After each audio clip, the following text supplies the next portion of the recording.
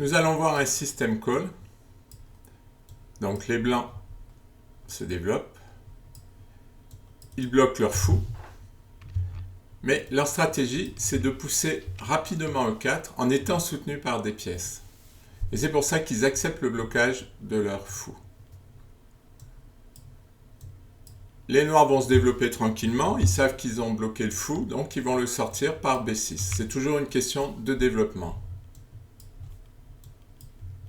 Voilà, les blancs préparent E4 avec leur coup de cavalier et préparent la poussée ici.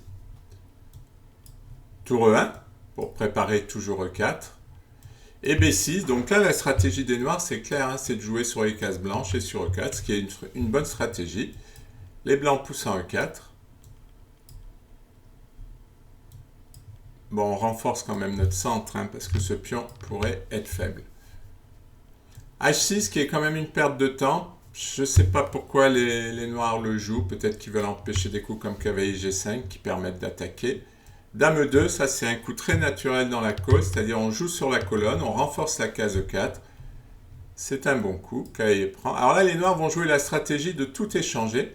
Et on va voir que malgré ces échanges, bon, la position est égale, mais elle est légèrement favorable au blanc, qui est plus facile à jouer, plus agréable. Bon, les noirs activent leur fou. Il n'y a pas trop de bonnes cases pour l'instant pour ce fou. Et de façon étonnante quand même, les blancs décident de se débarrasser de ce fou, qui n'est pas terrible pour l'instant, mais bon. Je pense que leur idée, c'est de tout échanger, de pousser au centre pour faire match nul, pour obtenir l'égalité. Bon, dame D7, c'est pour doubler les tours. Cavalier D2. Toujours la case 4, hein, c'est thématique. Et là, il joue pour échanger. Tour FD8. Visiblement, les noirs veulent garder cette tour pour attaquer sur l'aile dame. Tour G4. Et c'est là le petit avantage qu'ont les blancs. C'est qu'il y a la colonne. Cette case qui est forte, ils ont de l'espace sur l'aile roi. Et cet espace, ils vont en profiter pour attaquer. Et l'ordinateur dit que c'est égal, hein, mais moi, personnellement, je trouve que j'aime bien jouer les blancs. C5 pour attaquer le centre, c'est bien joué. Tour E3 pour amener la tour sur l'aile roi. E5, une double attaque sur le centre.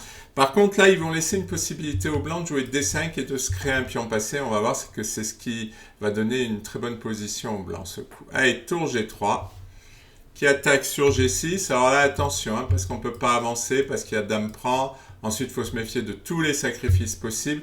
Là, ça commence à être... d'avoir une bonne attaque pour les blancs. C'est pour ça que les noirs jouent F5, mais F5 n'est pas bon. Alors, c'est vrai que d'essayer de donner 2 tours contre la dame, c'est toujours une décision délicate. Mais là, c'est bon parce qu'on va avoir D5 et que ce pion est très très fort. Les noirs mettent un bloqueur et les blancs vont commencer, c'est la stratégie, hein, ils vont commencer à harceler les pions noirs. Tour D8, il est évident qu'on ne va pas lâcher notre bon pion.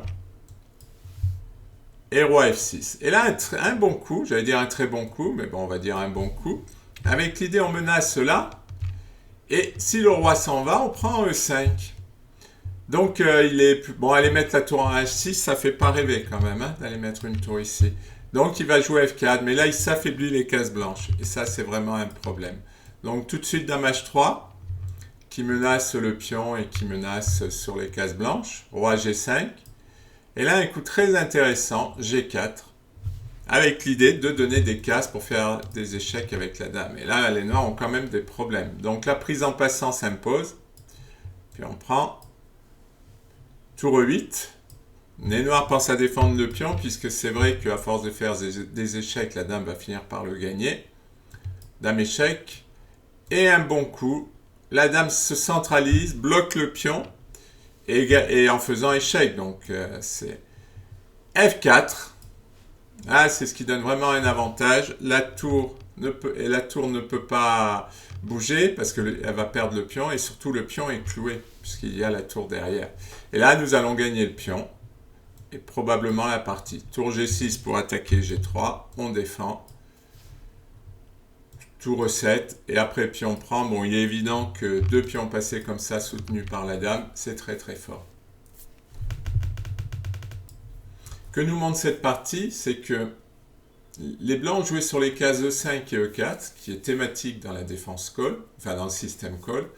Et bien que les noirs aient tout échangé, parce que c'est ce qu'on craint souvent avec le système call, parce qu'on va attaquer sur l'aile roi, eh bien l'avantage d'espace au centre et sur l'aile roi a permis aux blancs d'attaquer.